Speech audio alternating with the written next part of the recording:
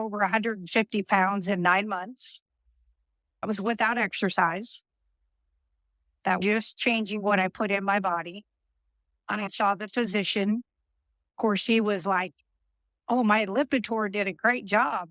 Because, for scripts back then. And I said, "Take your medication." I never filled it. I'm truly honored today to be here with Lorsel, who is a longtime carnivore and before that keto, and has so much to teach, so much to offer us. Her story is a remarkable one. So I am delighted that you've chosen to join the Carnivore Rabbi so that we can meet, pray, and love, as my friend Reverend G says. And Laura, why don't we start the carnivore story? How did you come into this way of eating, way of life? Yeah. So I originally said keto before it was ever called keto. It was 1991, is well over 300 pounds, a physician and getting her. So, of course, they wanted to throw statins. At 20, I didn't want to live out of a medicine bottle. So I went to my library and I grabbed every old medical journal and went through those with a fine tooth comb, and everything in there, kind of what you would get if you were at a vet, where they're like, what do you eat? How do you go to the bathroom? What are your symptoms? Nothing that you normally hear at a conventional doctor. Hmm. So I went home and cleaned out everything white. Threw away bread, sugar, pasta, rice, This is in everything. 1991. And I lost over 150 pounds in 9 months. I was without exercise. That was just changing what I put in my body. And I saw the physician. Of course, he was like, "Oh, my Lipitor did a great job." Because, for scripts back then. And I said, "Take your medication." I never filled it. And so I won't cuss, but he literally said, "Did I have fat ASS?" No, he just spent the last 10 minutes talking about how great I had done. But Laura, what gave you the courage and confidence to do this? I mean, this is, we've become much more with the internet. We can all look up, diagnose our own symptoms. We can, in confidence, we can challenge sort of the gatekeepers, the authorities much more easily now. But this is before, this is before the internet was widespread.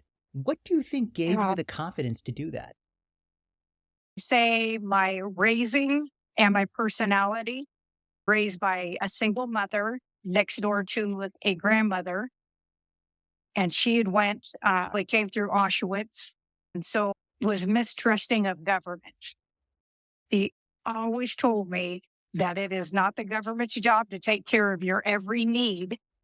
And every government that wants to take care of all your needs has an ulterior motive. And so I was a conspiracy theorist from about age 7. and I have always believed that you need to do the best that you can, not only for other people, but for yourself. It is up to you to go out there and try to figure it out. And I took the easy route of working with the doctor and doing what he said.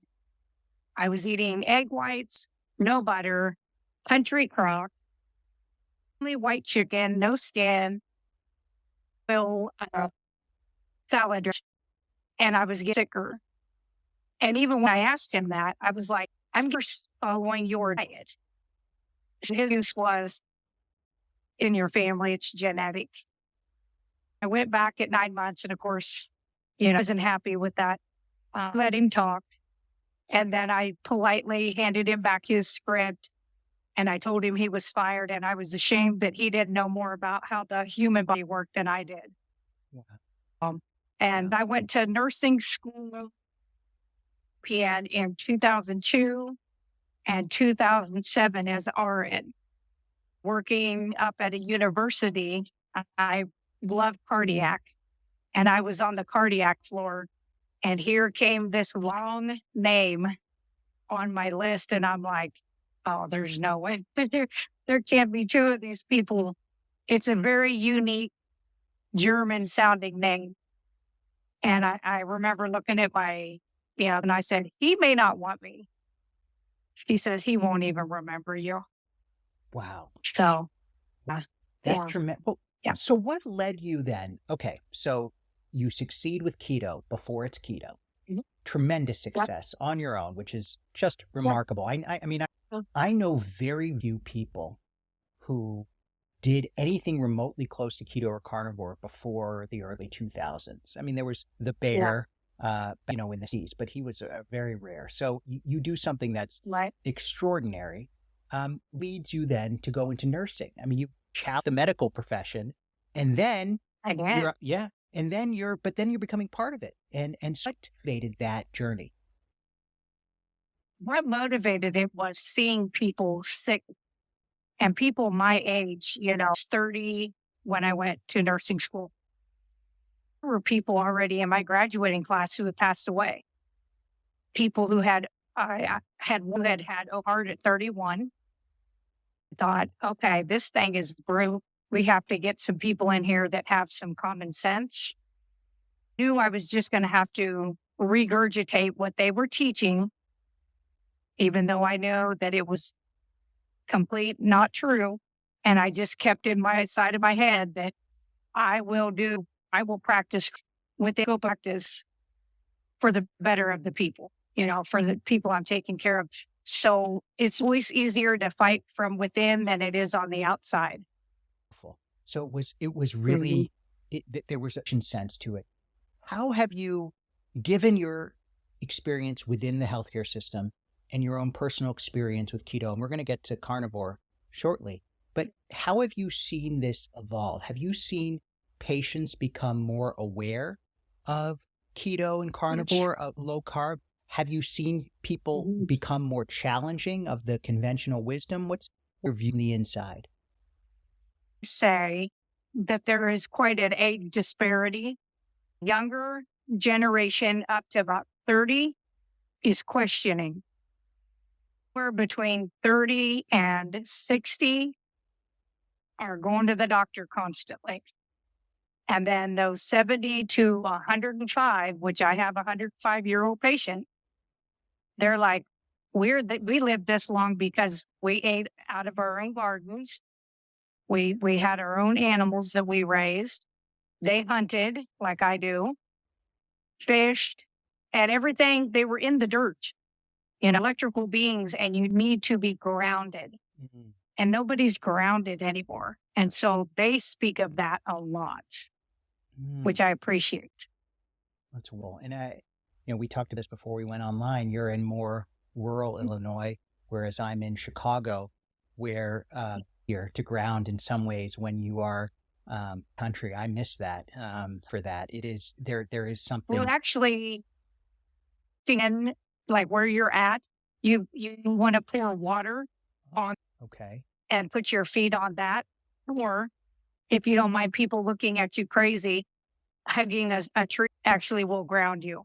Oh, that's a great. People already look at me crazy. I walk around the neighborhood when I walk the dog barefoot. And now people, I say I'm Yep. grounding, but I'm walking on the Yep. concrete, so it's not even nothing. But Yeah, I like hugging the it tree. is. Yeah, that's a good idea. Yes. That's a real good idea. I've Yeah. gotten a couple people to a little bit. So about your journey to carnivore. So you have tremendous success on Okay. keto, which Mhm. I had as well. I was not keto nearly as long, but I Yeah. had success on keto and Yeah. transitioned to carnivore. What sparked that for you? I was 40, either 48 or 49, and the keto treats started coming because the first 26 years of me doing keto, it was burden, light, fish, things like the ketones came and those Quest bars are I started developing joint pain that I hadn't had before. I was getting cystic acne. I knew getting close to menopause. I was having some of those symptoms and did not want to go down the same route. My mother was like 10, 15 years. Grandmother was 10 years of symptoms. And I'm like, I'm not doing that. And so I watched a video of Joe Rogan and Mr. Baker. I, that was to me because my dad was three-quarters Cherokee Indian. Vegetables, I had to be very selective my whole life of what vegetables I ate because any that are under the ground bump my sugar up, 300 points. Mm. Plus they hurt my stomach. So I wasn't a big fan of those anyway. Mm. I could still get away with doing a little bit of like asparagus and Brussels sprouts, but even broccoli will bump my sugar up 200 points. The carbs immediately turn into just was like, I'm an all or none personality. So like I'm carnivore, and I went carnivore the very next day. And I had really good results with depression, anxiety. I was able to get off of medication within just maybe 6 months. And then all the acne gone, joint pains gone. I enjoy sprinting. I read, I do kickboxing. I lift weights, and I am never even sore. So that's the thing that keeps me on there. And my asthma, I'm an asthmatic, and I rarely have 7 or 8 years since I've had any kind of a of asthma. So, and I do lion diet now, which really, I hate to hold that because I don't want people to feel they have carnivore or they have a lion. It's what works for me. I do the occasional egg yolk, but most of the time it's ruminant animals. And then favorite salt. Yep. Mm. And then water. And that's do. What's your practice like? Are you doing 2 meals a day, 1 meal a day? Beginning, I did ad only for a long time. And I loved to do extended fastings. I always warn people though, I do work with people on my website. And I'm like, if there's anything you haven't worked through in your life, you might want to work through that first, because when you do an extended fasting 7 days, those things are going to come up. Mhm. So I'm always like, be prepared because you are going to do self cleansing. Right. I pretty much just listen to my body. If I get up, and I always work out fasted, I do prefer that in the morning.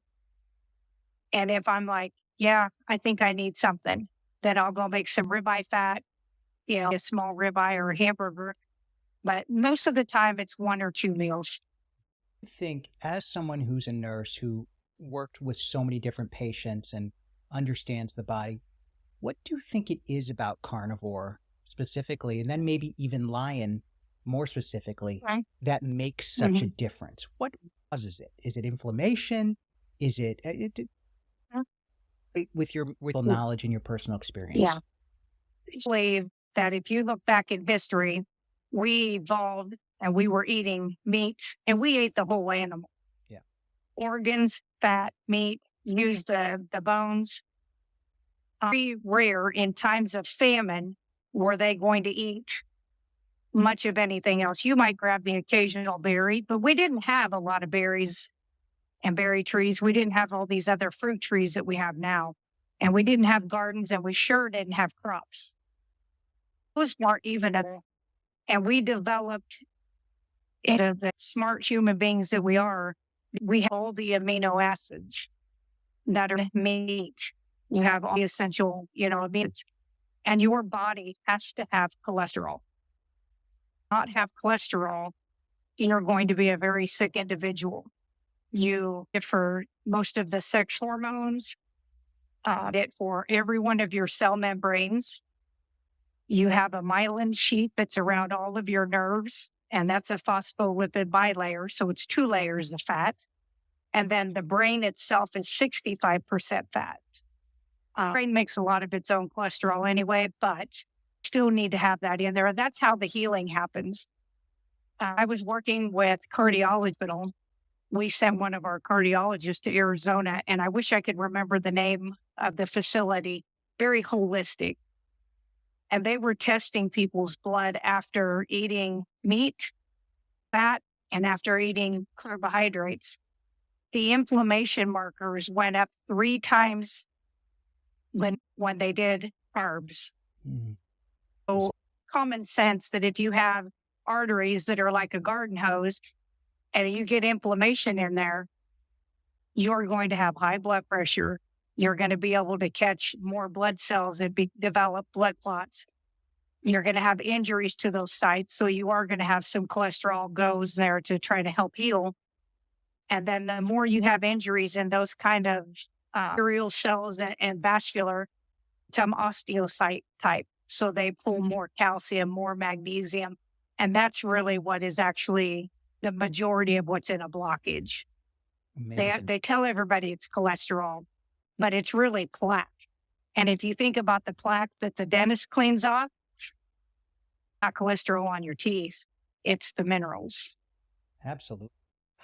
Why do you think the current healthcare system perpetuates this, the conventional thinking? Now, the truth is, I was just in the hospital. I had a appendix, and it was not a bad hospital stay. Actually, really, the doctors were wonderful. Nurses were wonderful. Wow. I was able to stay carnivore. So my dad's a doctor. My grandpa was a doctor. Yeah. So I come from great, but as a carnivore, I know this is absolutely unconventional thinking, even though it works for so many of us. Why is there this resistance? What I found, and I worked in cardiology for 8 years, it was really geared towards pharmaceuticals. Although the standard of care, which is written by Congress and our legislators, like to negative, but when you see those backdoor, it's big money lobby, big money. And I watched, we had a Plavix dealer, and I call him a dealer because he was just like a drug dealer, who would come down and he would wine and dine our doctors.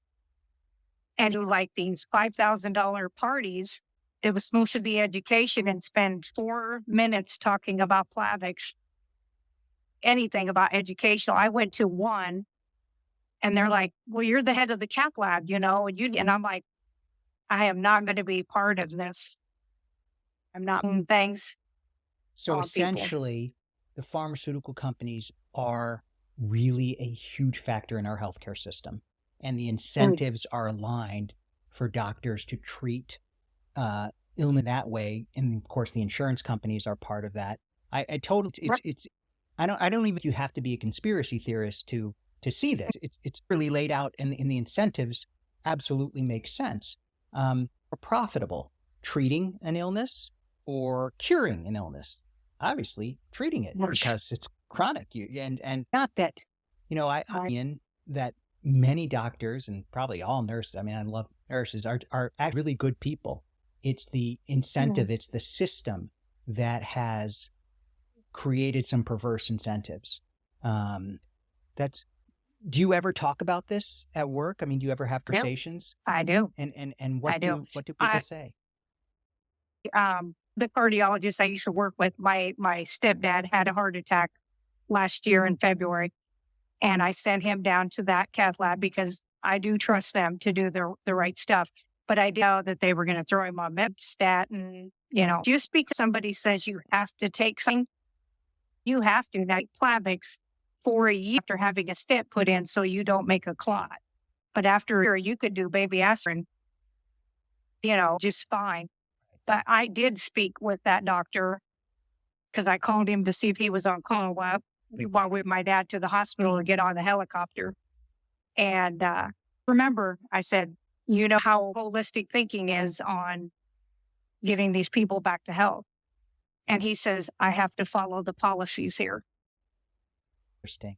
Very interesting. Yeah. And how own work evolved? I know you say you work with some clients.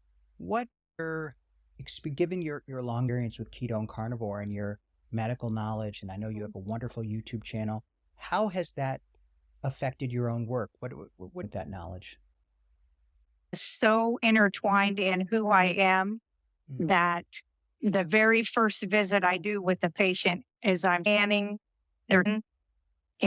living rooms where, things would be, while I'm discussing with them the diseases that they have. And I go over each medication that they have. And I ask them, even if they're older, you're curing a disease with this bottle, or are you treating the symptoms that God is putting out so you know something is wrong with your body? They're like, I'm just treating it. And I'm like, what's the root cause? Because really, we need to get to the root cause.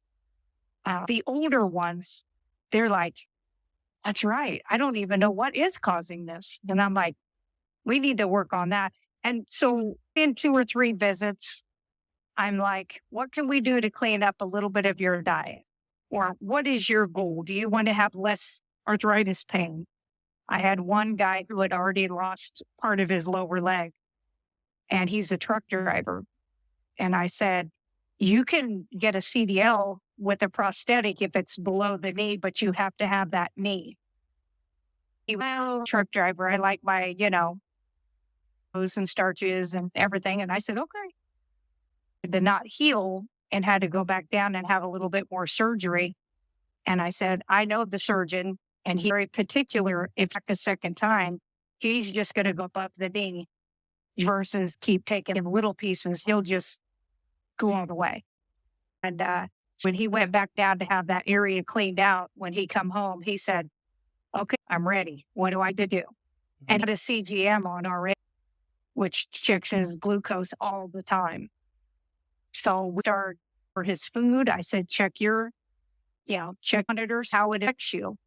He was pretty fortunate that if he ate steel cut oatmeal, as long as he put a bunch of real butter on it and didn't put sugar, he used honey, he wouldn't have a real high spike. He'd have a bump.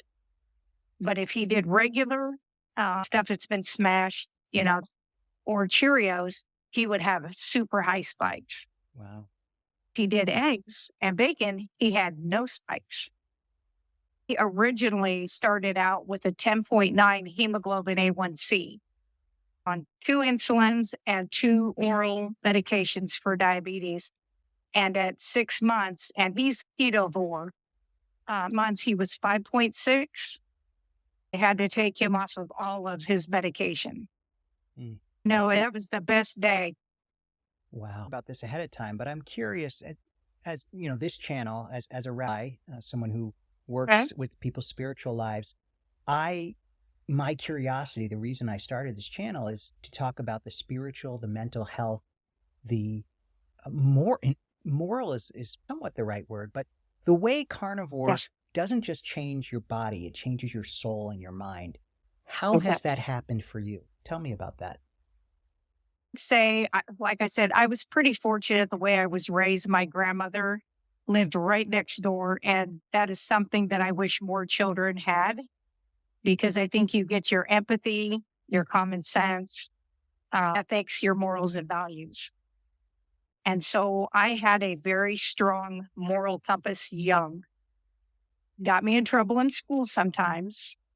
Never in big trouble, but they were like, I'm like, that doesn't sound right. That doesn't sound like what the people who were in World War II told me. And I would go to their homes and listen to their stories. And they're like, well, we're telling you over what's in the book, not what they said. And I'm like, I do feel like you get, especially I tell people, like I said, with the fasting, I really think you get so in tune with your body that you can tell if you take so much of a bite of something that was cooked on a grill with seed oil, you're like, oh, I feel that. I already can tell. It's just like ethical hunter. Like, I don't shoot bucks so that I can have their racks. I have a couple racks. I could care less. I can't eat them. And they don't make good bone broth. So using them. So use the entire animal. The only thing I don't use are the intestines, really, the lower tract stuff. But I grind in the kidneys, the liver. I don't do the brain because I'm a little kind of sad. I do most of it. And then I do bone broth, and I make dog treats with the bones and the hooves. I feel like I'm a creature, but I'm utilizing it fully. And that's what I need to do. I do get has made my faith stronger. We're supposed to be. Yeah. That's powerful. Who would advise somebody who is coming to you let's say they were your patient, and now they've healed from whatever brought them to the hospital, whatever the immediate need, and they say, Laura, I saw some of your YouTube videos. I'm really curious about carnivore. What should I do to get started? What do you advise them? Always go over and do food journals with patients. Even in the hospital setting when I was there, I would have them write down, not like an epidemiological study, because those aren't that good, but I would have them write out what their normal meals were. And I would always say, there's good, better, and best. You're not usually going to get right to the best right away, but you can start with breakfast and make that no breads, no potatoes, eggs and bacon, steak and eggs, stuff. And it doesn't have to be the purest, cleanest products to begin with, but to go with what you can. And I always say a week or two and then try with and kind of do that. And when you get into the suppers, I think you will be about 3 or 4 weeks in. Most people are starting to get fat adapted and they're not going to be as hungry and they're going to already kind of go to that 1 or 2 meals a day. And then I work with them on being able to afford it because it ends up being cheaper for me to do it that way. Run, it's The definitely meat. cheaper. Oh, for sure. You don't buy snacks. You don't go into the gas station and buy a bag of Yeah. chips or a pack of gum. Yeah. Fasting a couple times, and I've been a serious faster. I do a lot of 24-hour Mm. fasts when I'm doing Yeah. OMAD. And when I had the perforated appendix, I ended up doing a 48-hour fast, not by choice, but did about fast. I mean, at by is we have fast days during the year, and I always found that spiritually cleansing and powerful. But Right. what do you think is the power of fasting? What does it do that other practices don't do? I want to, being in the healthcare field, of course, I worked during the whole craziness of 2020 through 2023. I did a lot of fasting during those times because that's when you're going to bump your immune system up. Mm. You're going to be cleaning out these old broken cells, including those LDL cells that are small, diffractionated. Get rid of those.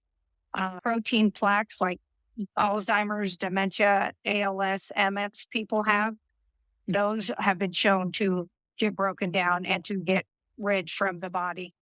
Any of my Alzheimer's, dementia patients, we do absolutely work with them on 2 to 3 day fasting quite often. But it really does clean out the system. It's just kind of unclean. Get rid of these things, get rid of broken down proteins, and it does not get rid of your good muscle. Now, if you do an extended fast, like 15, 20 days, I'm sure you're going to lose some of your muscle. Right. Yeah. I did 7-day fast before a major surgery in 2019 and drank bone broth the day after. And then I fasted for another 7 days. Wow. And my surgeon was like, we got to get everybody fasting for surgery. And I'm like, wait, you keep people on the standard American diet and have them fast or they're going to be down on the floor. I mean, I've noticed too, it's much easier to fast. I mean, I've done the extended fast, but much easier to fast when you're keto or carnivore. Why do you think that is? Yeah. I try to explain to people that sugar is like kindling. So it's going to start the fire quick, but then it's ketones and it takes a while, but a piece of charcoal, it gets lit finally, and then it stays lit. The other thing is that ketones cross the blood-brain barrier as an energy for the brain, which is why they used to use those. Your grandfather would probably know that they used the keto diet for children. Yes. And I think once you become, these are adaptable. We were originally more of like your meat fat eaters. Then we adapted to being able to eat some of these to survive. Your body can very quickly go back to being a ketone burner, which is a cleaner burning fuel. Well, I really think that that's the reason that once you've been fat adapted, that it's easier for you to go into ketosis and do the fasting. Do you think fasting is really necessary for everybody, or is it simply beneficial and I mean, is it do like, Yeah. for not eating sugar is sort of a must, but is fasting? Say that I utilize fasting kind of using medication. Hmm. If I feel a sinus infection, cold, ears, something coming on, or if I'm working, like I said, in like the COVID, I fasted to make sure that my immune system was as high as it could possibly be. Hmm.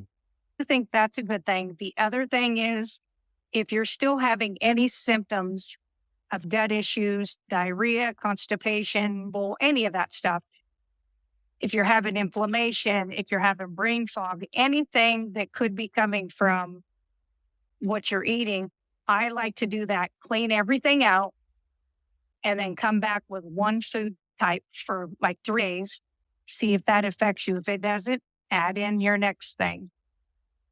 That brings back any of those bad symptoms. If it doesn't, okay, until you get to the one that you're like, oh, yeah, it was dairy or something. Right. So I do think it works good for that. Not a fan of people using it to try to lose weight because once you start eating, it's going to come back to what you had. Yeah. That it's doctor, but it seems most people have a kind of ideal weight, and even Yep. fast and may go below that temporarily, you're going to end up back at that step where you're healthy. Energy person. Have you always been this way, or do you credit, your character, your energy level now with carnivore? And what's a typical day like? How do you operate? I have, I was need a lot of sleep. So I don't know if you remember when your children were newborn, Oh, they sleep 20 hours. Mother got a newborn who barely slept 8. yeah, no, my kids were not good And sleepers, which, see, so you're through yeah, that. Okay. yes. And she was a smoker at the time. So I had colic on top of it. So it was miserable for her. Well, I was an only child till my senior year, Wow. I'm guessing. But yeah. But I have always been, I grew up in an all boy neighborhood. I grew up in Fort Madison, Iowa. We got this big, ugly swing span bridge that everybody was like, oh, yeah, we know that bridge. Yeah. But boy neighborhood. So it was run until dark, play on the river. How we didn't drown, I'll never know. Probably I had 11 broken bones by the time I was 11. Wow. Wow. And I have never broken a bone since I started keto. Amazing. Amazing. Your bones are Yeah. getting stronger. Yeah. That's But yes, I'm very hyper. I do not require much sleep. If I can get 4 hours of straight sleep, Did I get up. carnivore change your feel energy at Mhm. all? Did it Yeah. have? Yeah. I always was somebody who had highs, but then I could tell like when that cortisol, which is your energy, would kind of peak at about 2:30 in the afternoon. And keto, when I went carnivore, and I'm high fat carnivore, so I'm about 50-50. And I think most women probably would do better if they did that, but they're so afraid of fat that they don't want to do it. And I have to kind of zoom into it. But I've just got this kind of energy literally till my head hits the pillow and then I'm out. That's good. That's good. And don't have trouble Yeah. falling asleep. Yeah. No, a zero trouble. Well, Laura, I can't tell you, it has been such a pleasure. And where can people hear from you, about you? Where can people find you? Yeah. So it is at Healthy Carnivore. And then I make all of my own natural products. I've been doing it for years and just recently started actually selling it and made a website. It's called russellbrands.com. Okay. So it's RUSSELLBRANDZ.com. Looking for And Russell Brand will come to you. That's kind of a good name. I like the little play on that. I was like, we got to throw in there. Yeah. But I'm a prepper. And so I had so many quarts of tallow. I started making my own products. I make my own shampoo, bars, body bars, chapstick, tools, body lotion, shaving cream, everything. Great. Great. well, people will go to your site and continue to learn from you. I really appreciate your time Yeah. today. Thank you so Yeah. much. You're welcome. You have a great one.